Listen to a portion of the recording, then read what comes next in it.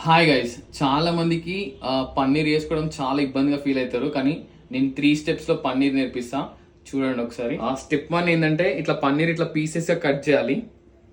పీసెస్గా కట్ చేసుకొని స్టెప్ 2 ఏంటంటే కొంచెం కారం. నెక్స్ట్ ఏంటంటే పన్నీర్ మసాలా కొంచెం వేసుకోవాలి.